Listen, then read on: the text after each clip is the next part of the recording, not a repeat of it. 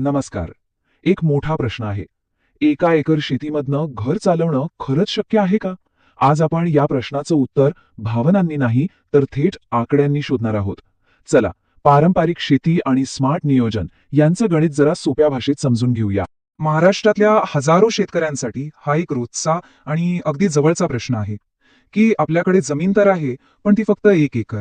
आणि मग मनात लगेच विचार येतो की या एका एकरातून वर्षभर घराचा गाडा चालणार कसा? आज आपण याच प्रश्नाचं उत्तर शोधणार आहोत, पण भावनेच्या आधारावर नाही, तर फक्त आणि फक्त आकड्यांच्या भाषेत. चला तर मग थेट मुद्द्याला हात घालूया आणि बघूया काय आहे हे 1 एकराचं वास्तव. ही गोष्ट फक्त एका व्यक्तीची नाही, तर हजारो शेतकऱ्यांची आहे. आणि यातली सगळ्यात महत्वाची गोष्ट म्हणजे खरी समस्या जमिनीच्या आकारात नाहीये, खरी समस्या आहे ती योग्य नियोजनाच्या अभावाची. जर प्लॅनिंग व्यवस्थित असेल तर चित्र पूर्णपणे बदलू शकतं. सुरुवातीला आपण ती पद्धत पाहूया जी वर्षानुवर्षे वापरली जाते, म्हणजे आपली पारंपरिक पद्धत, आणि बघूया की त्याचं आर्थिक गणित नेमकं काय सांगतं. समजा 1 एकरात सोयाबीन लावलं तर बघा, बियाणं, खतं, मजुरी हा सगळा खर्च साधारणपणे 18 ते 22 हजार रुपयांपर्यंत जातो. आणि उत्पादन किती मिळतं? 6 ते 8 क्विंटल. आता आपण जर 4,500 रुपये प्रति क्विंटलचा सरासरी भाव धरला तर एकूण उत्पन्न झालं 27 ते 36 हजार रुपये. मग नफा किती? सगळा खर्च वजा केल्यावर आणि नैसर्गिक आपत्तीचा धोका गृहीत धरला तर हातात उरतात फक्त 8 ते 12 हजार रुपये. हो, बरोबर ऐकलंय, वर्षाकाठी फक्त इतकेच. आता एक साधा आणि सरळ प्रश्न आहे, इतक्याशा कमाईत वर्षभर घर चालेल का? याचं उत्तर अगदी स्पष्ट आहे, नाही. पारंपरिक पद्धत आता आर्थिकदृष्ट्या परवडणारी राहिलेली नाही. पण थांबा, इथेच गोष्ट संपत नाही. आता आपण समस्येमधून उत्तराकडे जाऊया. पाहूया स्मार्ट नियोजनामध्ये किती ताकद आहे. स्मार्ट नियोजनाचा पहिला आणि सगळ्यात महत्वाचा नियम आहे, एकाच पिकावर अवलंबून राहायचं नाही. त्या एका एकराची म्हणजे 40 गुंठ्यांची हुशारीने विभागणी करायची. जसे इथे दिसतंय, 20 गुंठ्यां तूर, 10 गुंठ्यां भाजीपाला आणि उरलेल्या 10 गुंठ्यां शेवगा. यालाच पिकांमधील विविधता असं म्हणतात. आता ह्या नियोजनाचं उत्पन्न बघा. तुरीमधून 25 ते 30 हजार, भाजीपाल्यामधून 40 ते 60 हजार आणि शेवग्यामधून 30 हजारांपेक्षा जास्त उत्पन्न मिळण्याची पूर्ण शक्यता आहे. म्हणजे एकूण संभाव्य उत्पन्न सहज 1 लाखाच्या वर जाते.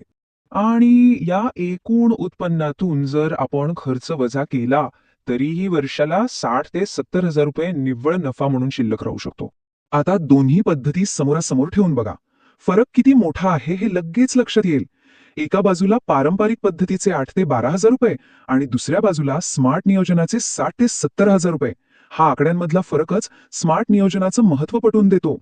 पण थांबा, हे सगळं ऐकायला खूप सोपं वाटत असलं तर यात काही सत्य आणि आव्हानं आहेत, आणि ती समजून घेणं खूप खूप गरजेचं आहे. हे मॉडेल यशस्वी करण्यासाठी काही गोष्टी अत्यंत आवश्यक आहेत. पहिली गोष्ट, पिकवलेला माल विकण्यासाठी बाजाराशी थेट संबंध हवा. दुसरी, या कामासाठी भरपूर वेळ द्यावा लागतो. आणि तिसरी म्हणजे पिकांकडे सतत अगदी नियमितपणे लक्ष देणं गरजेचं आहे. एक गोष्ट आपण सगळ्यांनी लक्षात ठेवली पाहिजे, 1 एकर शेती म्हणजे आरामात बसून मिळणारे उत्पन्न अजिबात नाही. यासाठी सक्रिय सहभाग आणि प्रचंड मेहनत लागते. तर मग आपण सुरुवातीला विचारलेल्या प्रश्नावर परत येऊया. या सगळ्या विश्लेषणातून अंतिम निर्णय काय निघतो? 1 एकर जमीन कुटुंबाला तारू शकते का?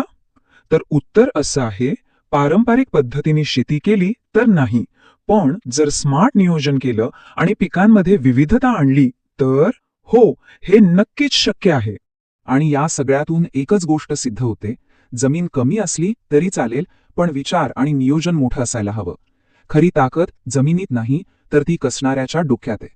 थोडक्यात सांगायचं झालं तर 1 एकर जमीन पुरेशी आहे, अट फक्त एकच आहे, पिकांची निवड आणि त्याचं नियोजन अगदी योग्य असायला हवं.